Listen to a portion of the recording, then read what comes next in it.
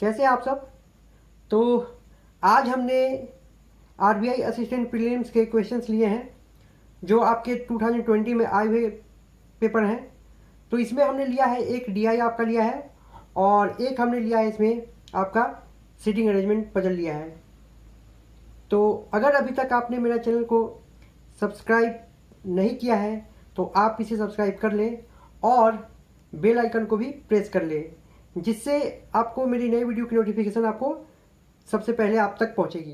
Friends, आज हम DI पढ़ने वाले हैं। तो डीआई देखिए क्या होता है।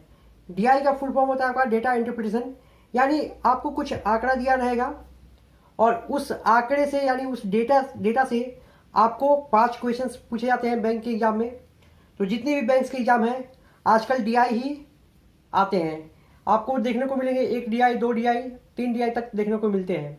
ठीक है, प्रीलिम्स में तो 2-3 तक आपको देखने को मिलते हैं और आपको मेंस में आपको लगभग पूरा क्वेश्चंस आपको डीआई भी देखने को मिलता है। तो डीआई बहुत ही इंपॉर्टेंट चैप्टर है बैंक्स के एग्जाम की। अगर बात करें हम तो देखिए डीआई जो है वो कितने प्रकार के होते हैं। तो डीआई यहाँ पे और एक बात और है कि डीआई को आप जब देखिए आपने भी पढ़ा है, कब पढ़ा है आप डीआई जो है आप 6, 7, 8, 9 स्टैंडर्ड में भी पढ़ चुका है। वहाँ पे आपको ये डेटा डीआई के फॉर्म में नहीं मिलता आपको। यहाँ पे उस चैप्टर वहाँ में मिलता है आपको एक डेटा हैंडलिंग के नाम से मिलता है। ठीक है, तो डेटा हैंडलिंग के नाम से आपको वहाँ पे चैप्टर मिलता है। अब आप बहुत अच्छे से समझ गए होंगे कि ये जो है डीआई वो क्या है। तो यहाँ देखिए आपके स्क्रीन पर अभी दिखाई पड़ रहा होगा कि देखिए टाइप्स ऑफ डीआई क्या होता है। तो एक होता है टेबल डीआई, ठीक है, एक टेबल डीआई होता है, फिर बार डायग्राम होता है एक, और फिर एक होता है आपका लाइन ग्राफ, और एक होता है आपको पाई चार्ट, और एक होता है मिक्स्ड ग्राफ, और एक होता है आपका अभी एग्जाम में बहुत ज़्यादा पूछे जा रहे हैं क्वेश्चंस कैसलेट डीआई होता है। ठीक है, और एक होता है आपका मिसिंग डेटा इंटरप्रिटेशन। इसमें आपको क्या रहेंगे, कुछ डेटा आपके मिसिंग रहेंगे, आपको उसको फिल करने होते हैं। ठीक है, तो देखिए स्टूडेंट्स, चलिए आप यहाँ पे आपको क्वेश्चन दिखाई पड़ रहा होगा स्क्रीन के ऊपर क्या दिया हुआ है। पहले आप ये कौन सा डीआई है, ये बार डायग्राम डीआई है। ठीक है, ये बार डायग्राम डीआई है। तो इसमें आपको डेटा को पहले समझिए, अच्छे से डेटा को पढ़िए क्या कर रहा है कि नीचे दिए गए बार चार्ट उन पुरुषों और महिलाओं की संख्या को दर्शाता है जो 5 अलग अलग महीनों में एक दुकान पर गए थे। ठीक है, यानी the bar chart below represent the number of mails and females who visited the shop on 5 different months. ठीक है, तो देखिए यहाँ पे 5 डिफरेंट मंथ्स कौन कौन से हैं। तो यहाँ पे हम देख पा रहे हैं क्या है आपका जनवरी, फरवरी, मार्च, अप्रैल, मई है। ठीक है, और देखिए जो ब्लू वाला आपका दिखाई पड़ रहा है, जो ब्लू बार डायग्राम दिखाई पड़ रहा है वो किस चीज़ को रिप्रेजेंट कर रहा है, वो यहाँ पे नंबर ऑफ मेल्स को रिप्रेजेंट कर रहा है। और जो आपका इसमें ऑरेंज कलर का दिखाई पड़ रहा है वो क्या रिप्रेजेंट कर रहा है, वो नंबर ऑफ फीमेल्स। ठीक है, और उसके ऊपर ये संख्या दी गई है। ठीक है, कि देखिए जैसे कि जनवरी मंथ में क्या है, कितने जो मेल है वो शॉप में गए तो 160 गए हैं। ठीक है, और अगर मेल की बात करें, फीमेल की बात करें तो कितने हैं, 120। हम ये जनवरी के डेटा के बारे में बात कर रहे हैं। तो देखिए इसमें फर्स्ट क्वेश्चन क्या है, हमारा फर्स्ट क्वेश्चन क्या कहता है कि find the average of number of females who visited the shop on each of the given 5 months. ठीक है, यानी 5 महीनों में प्रत्येक दिन पर दुकान पर जाने वाली महिलाओं की संख्या का औसत यहाँ में निकालना है। तो चलिए हमने क्वेश्चन समझ लिया क्या है क्वेश्चन। तो हम केवल इसमें किसमें देखेंगे, बार डायग्राम में हम किसको देखना है, हमको ऑरेंज वाली लाइन को देखना है।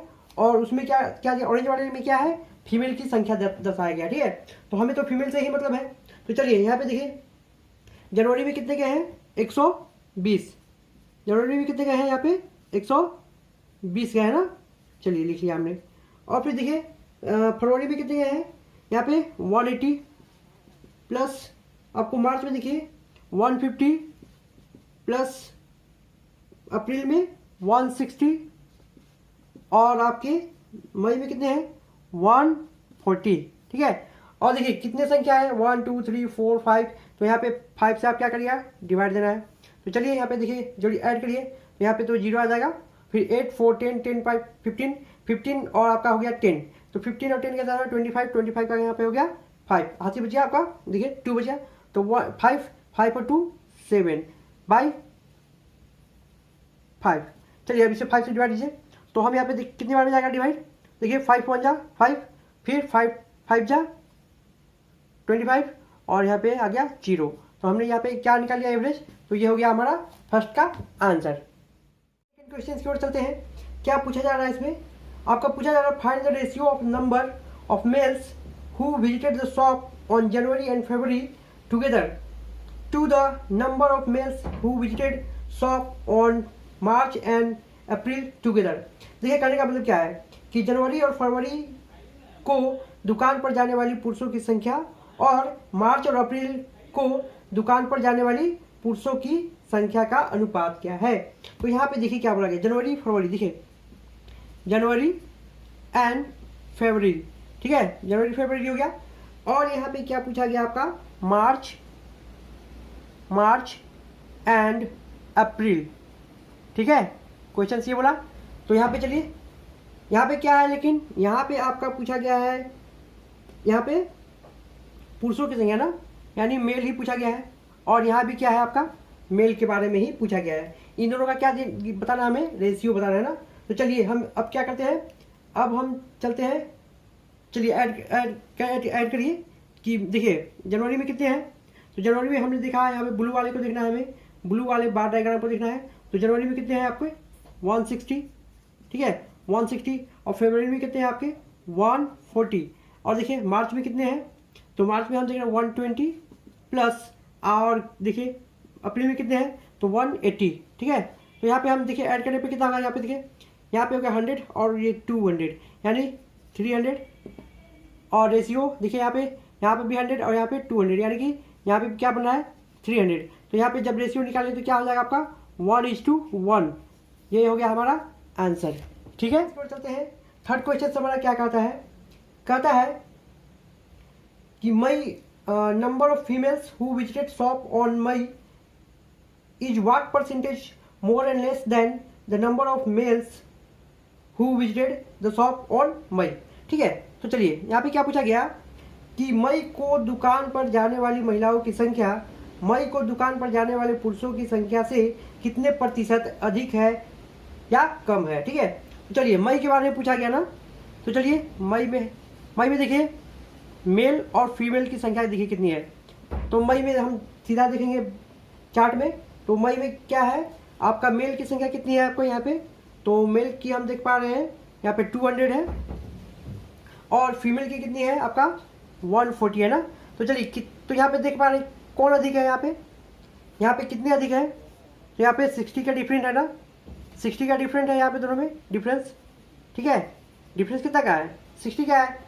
और आपको क्वेश्चन में पूछा क्या गया है, आपको पूछा गया है किससे तुलना किया गया है, यहाँ पे देखिए आप क्वेश्चन को अच्छे से पढ़िए, क्वेश्चन में तुलना किससे किया गया है, तो मई को दुकान पर जाने वाली महिलाओं की संख्या मई को दुकान पर जाने वाले पुरुषों की संख्या से, ठीक है। यहाँ पे जैसे ही पूछा गया पुरुषों की संख्या से यानी नंबर ऑफ मेल्स ना, तो यहाँ पे क्या करेंगे मेल्स को आपको क्या करना है यहाँ पे नीचे रखना है, यानी कि देखिए तो यहाँ पे क्या रखेंगे 200, और देखिए कितने कम ज़्यादा हुए, तो यहाँ पे 60 का डिफरेंस तो दोनों में, तो डिफरेंस को निकालिए इंटू 100 से आप इसे करिए। तो यहाँ पे देखिए चलिए परसेंटेज हमको निकाला था, तो परसेंटेज हम निकाल रहे हैं, तो यहाँ पे 100 यहाँ पे 0 कर दिया, और आपका 2 से देखिए 30%, यानी क्या बन गया आपका 30% क्या हो गया आपका, यहाँ पे आपका आ गया है आंसर, ठीक है। चलिए हमारा फोर्थ क्वेश्चन क्या कहता है out of the total number of mails and females who visited shop on February 20% and 25% respectively did not by anything, ठीक है। तो find the number of people who did not by anything. कहने का क्या मतलब है कि फरवरी को दुकान पर जाने वाले पुरुषों और महिलाओं की कुल संख्या में से क्रमशः 20% और 25% किसी ने कुछ भी नहीं खरीदा, तो उन व्यक्तियों की संख्या बताइए जिन्होंने कुछ भी नहीं खरीदा, ठीक है। तो यहाँ पे कौन से मंथ की बात की गई है, यहाँ पे फरवरी की बात की गई है ना। तो फरवरी में देखिए मेल और फीमेल की संख्या पहले निकालिए।